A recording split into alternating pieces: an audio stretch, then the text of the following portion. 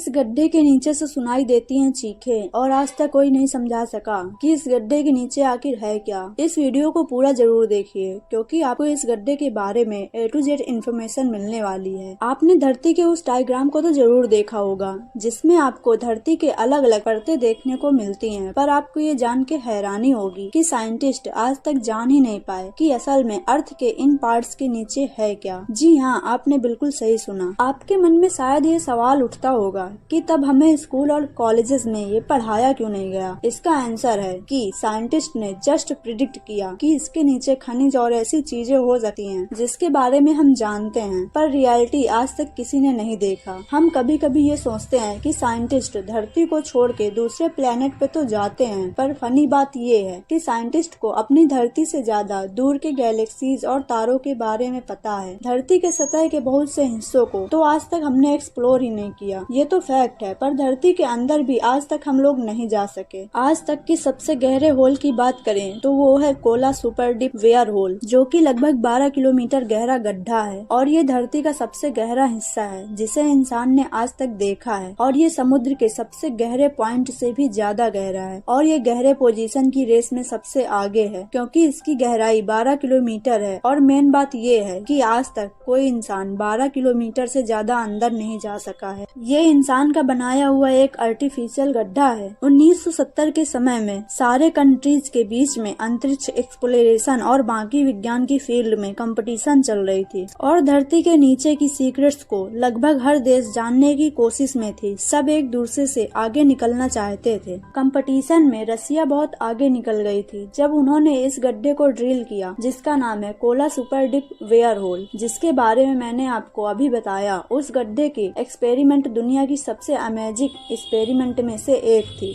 उस गड्ढे ने हमें पूरी की पूरी नई दुनिया दिखा दी। उस गड्ढे में बहुत सारी रहस्यमय चीजें मिली जिसके बारे में उन्होंने कभी खुल के नहीं बताया, पर ऐसी बहुत सी चीजें मिली जिसके बारे में उन्होंने बताया था। उस गड्ढे में साइंटिस्ट को धरती के नीचे के बहुत से सीक्रेट्स के बारे में पता चला। जब उस गड्ढे को लगभग 7 किलोमीटर तक कोड़ा था उन्होंने, तब उन्हें धरती के नीचे पाए गए पत्थरों में से जल मिला। जी हाँ, आपने सही सुना, ये बहुत अमेजिंग डिस्कवरी था क्योंकि किसी ने ये नहीं सोचा था कि धरती के इतनी गहराई में पानी मिलेगा। रिसर्चर्स को यह पता चला कि धरती के इतने नीचे जल की फॉर्मेशन वहाँ पर मौजूद हाइड्रोजन और ऑक्सीजन के चलते हुआ। ऐसी छोटी छोटी डिस्कवरीज से हमें यह पता चलता है कि धरती के नीचे कई बड़े बड़े रहस्य छुपे हुए हैं जिसके बारे में हमें नहीं पता। इस गड्ढे में जो सबसे अमेजिंग और सबसे इम्पोर्टेंट डिस्कवरी हुई वो है सूक्ष्म जीवन की खोज। जी हाँ, इस गड्ढे के इतने अंदर हमने किसी लाइफ फॉर्म को एक्सपेक्ट नहीं किया था। इस गड्ढे ने इतने अंदर हम किसी लाइफ फॉर्म को एक्सपेक्ट नहीं कर सकते थे क्योंकि हम धरती के जितना अंदर जाते हैं टेम्परेचर उतना ही बढ़ता रहता है और बहुत कम प्रकार के ही माइक्रोब एग्जिट कर सकते हैं। उतनी कम टेम्परेचर में टिपिकली रिसर्चर्स ने तो यही सोचा था,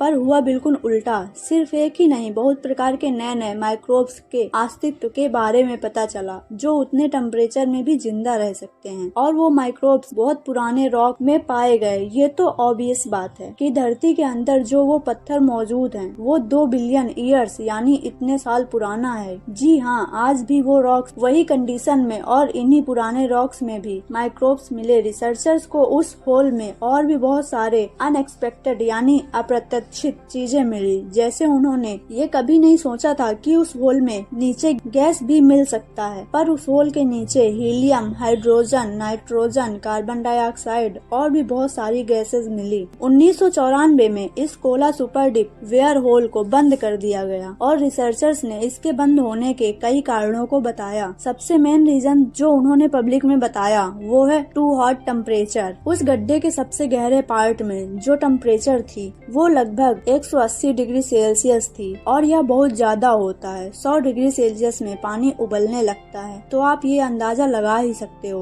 कि 180 डिग्री सेल्सियस में क्या होगा। जब उन्होंने इस गड्ढे को कोड़ना शुरू किया था उस समय इन्होंने कैलकुलेशन के हिसाब से इस बात का अंदाजा लगाया था कि टेम्परेचर लगभग 100 डिग्री सेल्सियस से ज्यादा नहीं होना चाहिए, पर उनकी कैलकुलेशन गलत निकली और टेम्परेचर जैसा कि मैंने कहा उम्मीद से कहीं ज्यादा 180 डिग्री सेल्सियस निकली। और इसी के चलते आगे कोड़ना उन्हें सही नहीं लगा। जितना गहरा वो कोड़ते थे रॉक डेंसिटी यानी उसका घनत्व उतना ही बढ़ता रहता था और आगे कोड़ने के लिए इन्हें और पावर की जरूरत पड़ने लगी। इसी के चलते 1994 में इस प्रोजेक्ट को बंद कर दिया गया। जो इन्फॉर्मेशन मैंने आपको दिया वो तो पब्लिक में ओपनली रिलीज किया गया था, पर इस गड्ढे से जुड़े कुछ ऐसी बातें हैं जो पब्लिक में कभी रिलीज नहीं किया गया। कई लोगों का ये कहना है कि उस गड्ढे को इसलिए बंद कर दिया गया क्योंकि साइंटिस्ट डरे हुए थे कि कहीं वो नर्क तक नहीं कोड़ दें। जी हाँ, आप लोगों में से कुछ लोगों को शायद इस बात पर यकीन नहीं होगा, पर कई लोगों को तो यही मानना है कि साइंटिस्ट को इस गड्ढे से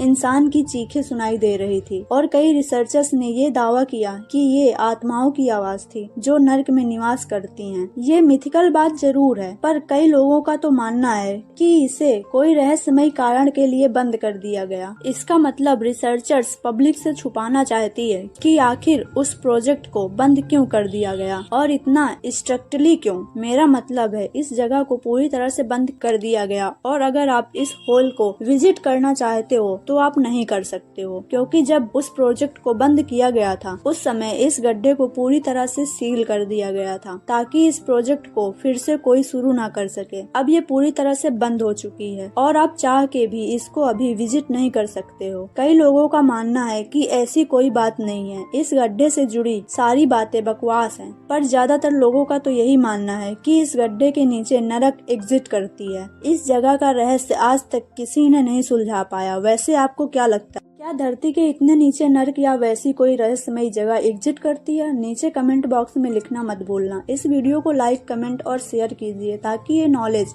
दूसरों तक पहुंच सके। अगर आपको हमारे इस वीडियो से कोई भी जानकारी मिली तो आप हमारे चैनल को सब्सक्राइब कीजिए। आपका कीमती समय देने के लिए धन्यवाद। नमस्कार।